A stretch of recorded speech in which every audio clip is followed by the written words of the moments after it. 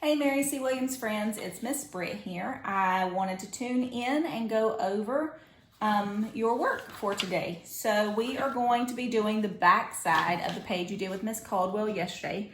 We are going to be doing lesson 56 on page 112. So meet me there now and we are going to go over number 1, and then I have a problem that I have created so that we can go over 2 examples, and then your job will be to do problems number 2, number 3, and number 4, and then send your work to your teacher.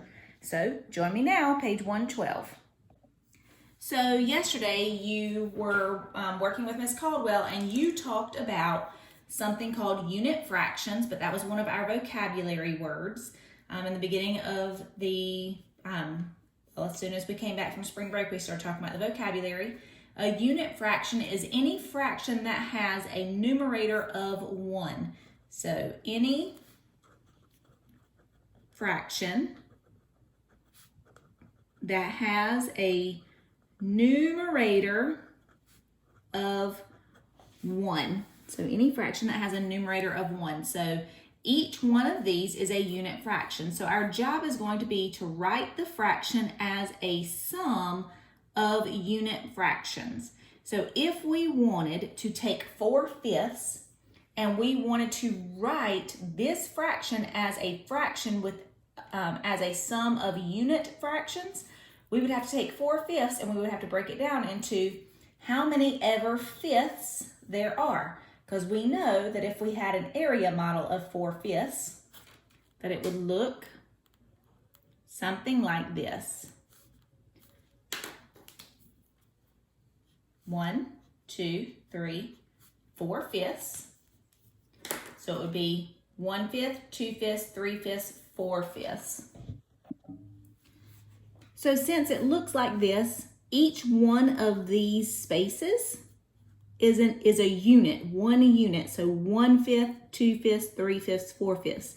This is the 1/5. Then if you have 2 of them, then you have 2 1/5 pieces, and then 3 1/5 pieces, and 4 1/5 pieces. So every time you have a 1 on top, it is considered a unit fraction. All right, so now I'm going to do my example of 7/8.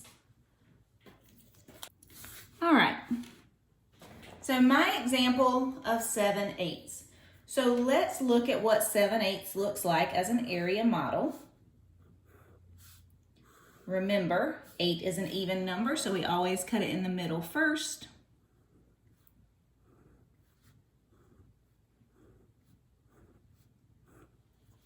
That one's not quite even, and of course I'm using a pen. So let's say 1/8, 2/8, 3/8, 4/8, 5/8, 6/8, 7/8. Every one of these is 1 unit. So to break this down into a fraction as a sum of unit fractions, I would need to look at each individual unit or each individual piece. The denominator is 8. So my first fraction would be 1/8. And then if I need 7 of them and they all have to be unit fractions, then I would have 1/8 plus 1/8 plus 1/8 plus 1/8 plus 1/8. I have 1, 2, 3, 4, 5, 1/8 and 1/8. Now I have 7/8 written as a sum of unit fractions, and they're called unit fractions because every single one of them has a 1 on top. Now tomorrow, one of your jobs is going to be to write fractions using another way of writing them, where you're not just using unit fractions. So this is a sum of unit fractions, because we're adding, and the answer to an addition problem is called a sum. So now let's look at another way to write 7/8. I'm going to change pen colors. I could say 7/8. I'm going to draw an area model real fast, just because I think they're helpful.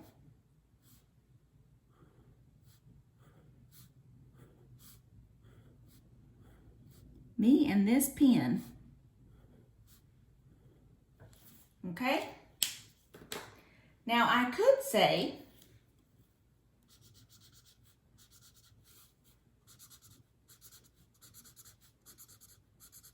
there's my 7/8. I could say, well, I don't want to look at just 7/8 this time. I don't want to break it into just 1/8. I could say 7/8 equals 1 2/8 plus 1 2 3 4 plus 4/8 plus, and then do my last one that I have left over, which is 1/8. So this is another way to decompose or break down a fraction, to break down a fraction.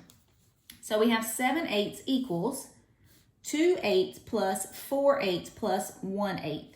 In order to add fractions, your fractions all have to have the same denominator.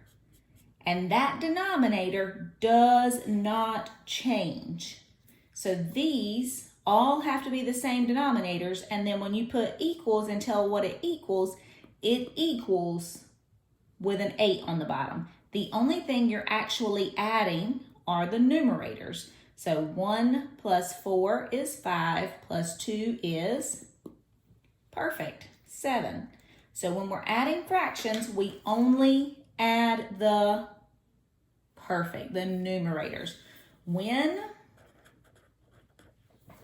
Make sure you can see what I'm writing.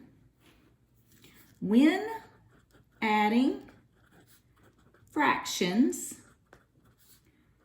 we only add the numerators.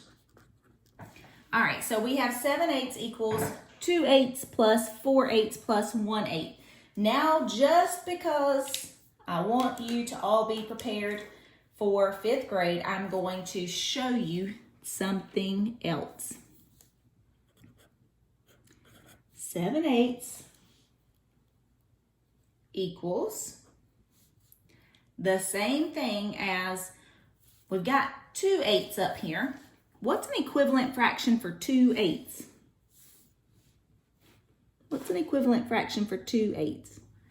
I know one right off the top of my head. I could say, let's come over here. 2/8 equals something I know.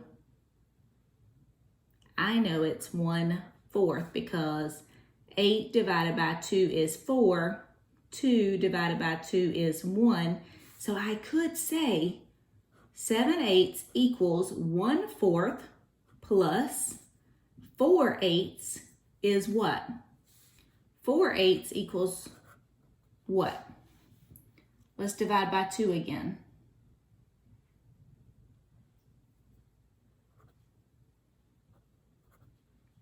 Four divided by 2 is 2.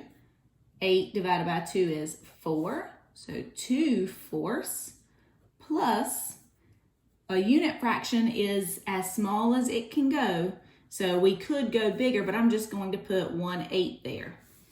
So technically 7/8 equals the same thing as 1/4 plus 2/4 plus 1/8, but we can't technically add it unless we change it into fractions that have the same denominators, which is what we did up here. So you will see something like this in the future, but you don't actually add fractions that do not have the same denominators. You have to change these two denominators to be 8ths, which is what we had up here.